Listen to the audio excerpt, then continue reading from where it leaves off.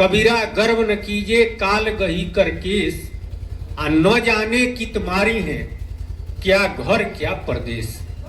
क्या घर मारेगा, परदेश में मारेगा, कब मारेगा, कहाँ मारेगा, इसका कोई ठिकाना नहीं है। लेकिन संसार के सभी लोग नाना तरह के गुमान में, नाना तरह के अभिमान में, नाना तरह का घमंड सर पर लाद कर घूम रहे हैं। सतराम बाबा कहते हैं कि कोई हंसता है कोई रोता, कोई जगता है कोई सोता, नहीं खबर मौत नियराना, ये दुनिया पागल खाना, कोई बूझत संत सुजाना। कब मौत आ जाएगी इसका खबर नहीं है, इस बात की चिंता नहीं है, बल्कि संसार की चिंता लगी हुई है। तो संसार यहीं रह जाएगा, संसार का वस्तु भी यहीं रह जाएगा, आपके साथ क्या जाएगा इस बात पर हम विचार नहीं करते हैं। जिसके वजह से इस शरीर को छोड़कर जब हम जाएंगे, या जो लोग भी गए वो कहाँ गए और किस हालत में गए हैं, इस पर अगर विचार किया जाए तो लोग तो नहीं विचार करते हैं, लेकिन संतों ने विचार किया है और विचार करके आम जनता को बतलाया, संसार के कल्याण के लिए उपदेश किया। क्या बतलाया, क्या उपदेश किया? कबीर साहब, दरिया साहब, पलटू दास, रैदास, नानक देव जी, तुलसीदास जी और हमारे सतराम बाबा और भी जितने ऊंच कोटि के संत हुए, सबों ने उपदेश किया। कहने का तरीका भिन्न भिन्न रहा, अपने अपने अनुसार सभी संतों ने संसार के लोगों के कल्याण के लिए कल्याणकारी बातें कही है। उसी क्रम में सतराम बाबा भी बतला रहे हैं कि अगर आप अपना कल्याण चाहते हैं, अपना जीवन सार्थक बनाना चाहते हैं, मानव तन प्राप्त करने का जो उद्देश्य है, उस उद्देश्य की अगर पूर्ति करनी है तो निश्चित रूप से संत महात्माओं की बात माननी ही पड़ेगी। सतराम बाबा कहते हैं कि अब सुख की बातें जाने, संतन की बानी माने। सारा दुनिया के लोग सुख की चाहना ही रखकर संसार का तमाम कार्य करते हैं, चाहे जैसा भी काम हो। दुख के लिए कोई इस संसार का काम नहीं करता है, कोई दुख चाहता नहीं है, सब लोग सुख ही चाहते हैं। तो सुख कैसे होगा? अब सुख की बातें जाने, संतन की बानी माने। सुख की बात जानेंगे तब वह काम करेंगे। तो जानने के लिए संतों की बात मानना पड़ेगा, क्योंकि संत महात्मा ही यथार्थ सुख के बारे में बतलाए हैं, सुख का राह दिखलाए हैं। सांसारिक सुख, विषय का सुख क्षणिक है, बहुत कम समय के लिए है। इस संसार में दुख बहुत है, अब बहुत दिनों के लिए है। मनुष्य शरीर मिला हुआ है तो मान लिया जाए 100 वर्ष, चाहे कोई 110 वर्ष, 20 वर्ष, इससे अधिक तो नहीं जिएगा। तो सांसारिक सुख अगर 100 वर्ष तक भोगता है और उसके बाद यह शरीर जब छूटता है तो कहां जाता है? 184 पौड़ के पौ पर अटके आए, अब की पौ जो ना तरे तो फिर 84 जाए। संतवाणी है, 84 लाख जोनी, 4 खानी, अंडज पिंडज उखमज स्थावर। इन 4 खानियों में जितना योनि है उन तमाम योनियों में भ्रमण करता है, किया है। परमात्मा की कृपा हुई तो यह मानव तन मिला। अगर इसका सदुपयोग हम करते हैं, यानी कल्याणकारी मार्ग पर चलते हैं, परमानेंट जिसको सुख कहा जाता है सत्संग के अनुसार, अगर उस राह को अपनाते हैं तब पुनः 84 में नहीं जाएंगे। अगर उस राह को नहीं अपनाते हैं तब फिर 84 में जाएंगे, तब कितना दिन तक रहेंगे। सतराम बाबा कहे कि रेमन कोटिन जन्म सतायो, करोड़ों जन्म, तो कितना समय लगेगा? तो जितना समय लगेगा दुख में ही रहेंगे, महा दुख में रहेंगे। तो कहने का मतलब है कि बहुत दुख है, आज सुख बहुत कम है। अगर संसार की सुख की इच्छा रखते हैं तो इस संसार में बहुत कम सुख है। तो सदा सर्वदा के लिए सुख, हमेशा के लिए सुख, वह कहां मिलेगा?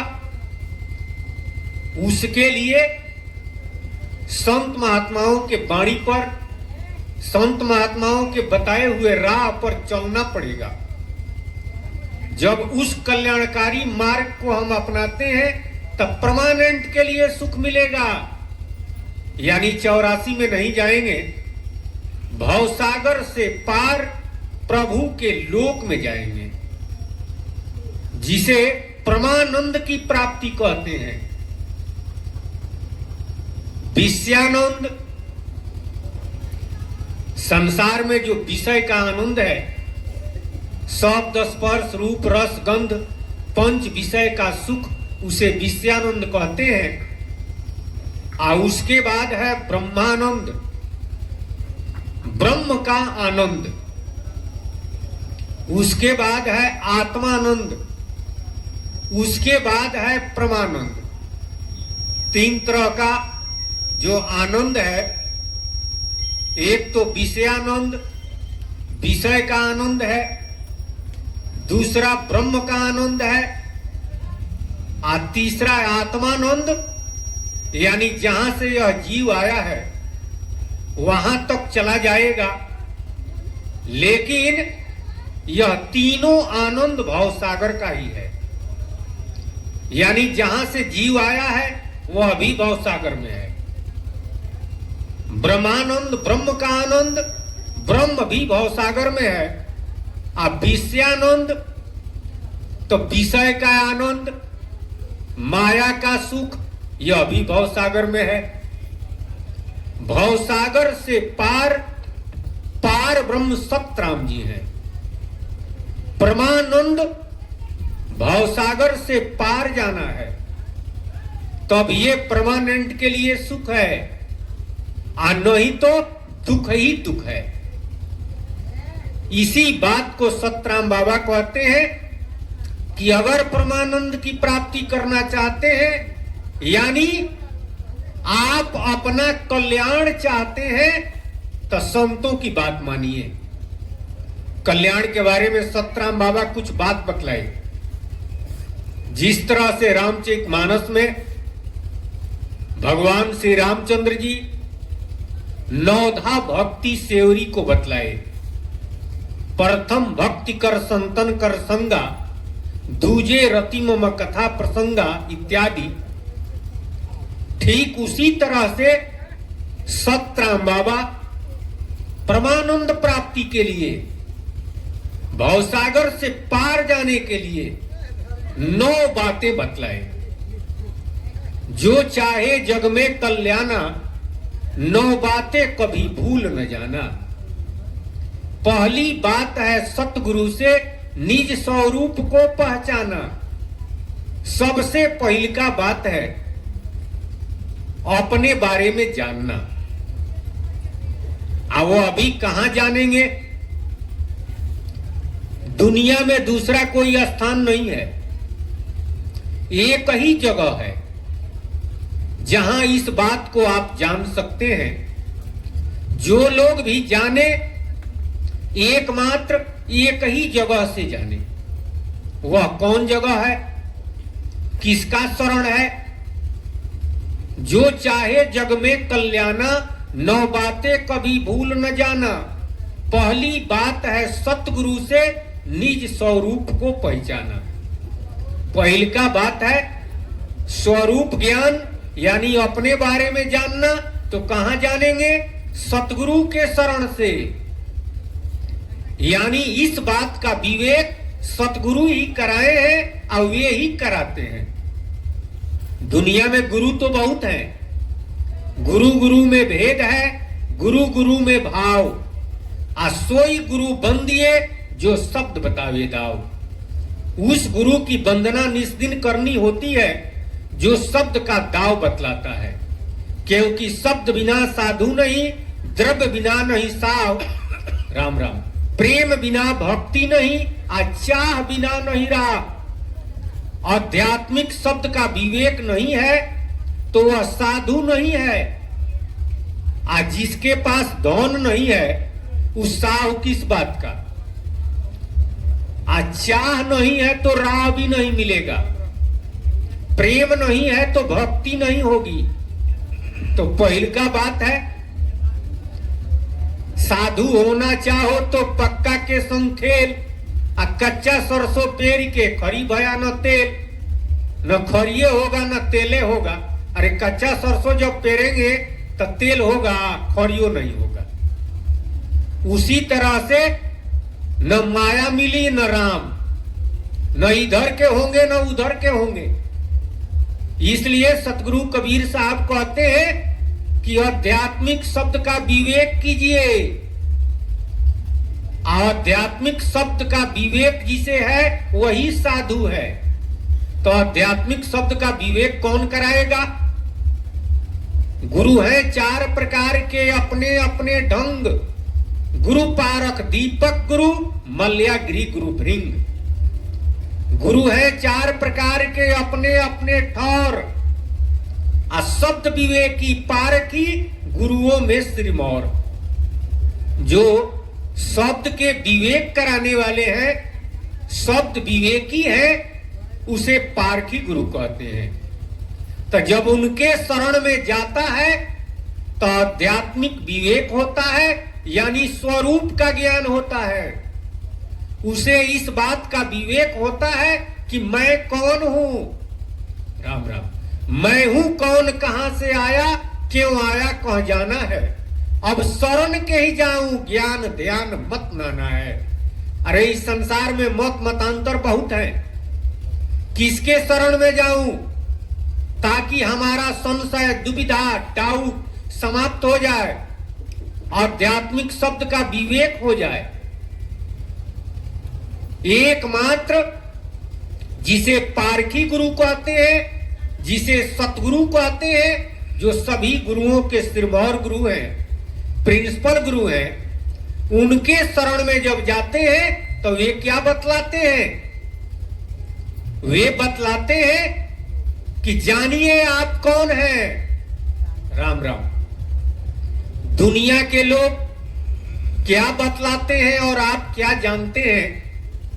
अगर कोई आपसे पूछता है आपका परिचय तो आप नाम बतलाते हैं। जैसे हमसे कोई पूछेगा तो हम कहेंगे कि हमारा नाम संजय है, गौर सरसर है, जिला सिवान बिहार, यही बतलाएंगे। आप भी उसी तरह से बतलाएंगे। लेकिन कबीर साहब जी ने कहा कि सांच बराबर तप नहीं, झूठ बराबर पाप। आज जाके हृदय सांच है, ताके हृदय आप। सांच के बराबर तपस्या नहीं है, आज झूठ के बराबर पाप नहीं है। आज जिसके हृदय में सांच है वहीं पर आप मने प्रभु, आप मने परमात्मा, वहीं पर प्रभु है। तो सांच क्या है, आज झूठ क्या है? कहने के लिए लोग कहते हैं कि हम झूठ नहीं बोलते हैं, हम तो सांच बोलते हैं। लेकिन सांच जानेंगे तब सांच बोलेंगे। सांच लोग जानते नहीं हैं।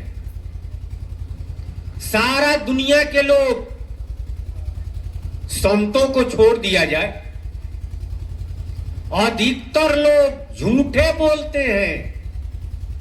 हम कहते हैं कि हमारा नाम संजय है, यह सांच नहीं है। हमारा घर सरसर है, यह सांच नहीं है, यह झूठ है। लेकिन इस बात को कौन बुझेगा? आम जनता, दुनिया के लोग तो कहेंगे कि आप पागल जैसा बात कर रहे हैं। संत लोग भी कहते हैं। सतराम बाबा कहे कि ये दुनिया पागल खाना, कोई बूझत संत सुजाना। संतों ने कहा कि दुनिया के लोग पागल हैं। आज दुनिया के लोग कहेंगे कि संत लोग पागल हैं, क्योंकि बात मिलता नहीं है। हम अपना नाम संजय बताते हैं तो कहते हैं कि झूठ है, तो वो कहेगा कि यही नाम है आपका, आधार कार्ड में भी लिखा हुआ है। गौर सरसर है। वास्तव में आध्यात्मिक दृष्टिकोण से, सत्संग के अनुसार यह सांच नहीं है। तो सांच क्या है? इसीलिए हमने कहा कि जब सांच जानेंगे तब सांच बोलेंगे।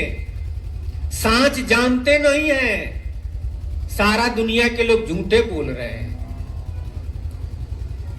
हमारा नाम, आपका नाम, तो पहले हम कौन है ये जानेंगे तब नु अपना नाम जानेंगे।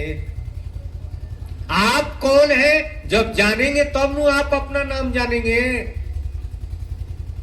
शरीर का नाम संजय है, इस देहिया का नाम संजय है। जिस दिन इस शरीर से हम निकल जाएंगे, आप निकल जाएंगे, तो यह शरीर यहीं रह जाएगा। यह शरीर मृत हो जाएगा, किसी काम का नहीं रहेगा। तो जो इस शरीर से निकल जाता है, जिसके निकल जाने के बाद यह शरीर मृत घोषित हो जाता है, ले जाकर दफना दिया जाता है, चाहे जला दिया जाता है और चाहे जल प्रवाह कर दिया जाता है, वही आप हैं। जो इस शरीर से निकल जाता है वही आप हैं और वही हम हैं। तो उसका नाम क्या है? उसका घर कहां है? यह सांच है कि शरीरवा सांच है। शरीर तो नश्वर है, राम राम मिला हुआ है। इसका भी कीमत है। मानव तन का कीमत बहुत है, ऐसी बात नहीं है। लेकिन कुछ समय के लिए मिला है। यह शरीर घर है, इस घर में हम रह रहे हैं। तो घर में जो रह रहा है उसका नाम क्या है? उसका बाप कौन है? उसका घर कहां है? यह जब जानेंगे तब हम सांच जानेंगे। यह नहीं जानते हैं तो झूठे जानते हैं। झूठे लेना, झूठे देना, झूठे खाना, झूठा चबेना, सब झूठे झूठ है। तब प्रभु किसको अपनाते हैं? झूठे को। प्रभु जी सांचे को अपनाया, प्रभु जी सांचे को अपनाया। सांचे मन के मीता प्रभु जी संत कबीर जनाया। प्रभु सांच को अपनाते हैं। प्रभु सांचे मन के मीत हैं कि झूठे मन के मीत हैं? झूठे मन के मीत नहीं है। रैदास जी ने कहा कि मन चंगा तो कठौती में गंगा। चंगा मने मन जिसका सांच है तो भगवान नजदीक है, आ मन झूठ है तो भगवान तो दूर है। पार ब्रह्म सतराम जी तो बहुत दूर है। पार ब्रह्म सतराम जी तो बहुत दूर है। तो सांच क्या है? जीव जीव जीव सब ही आ उलट पलटी भव सागर बहई। आ त्रिविध भांति जग जीव बखाने, विषयी साधक सिद्ध सुजाने।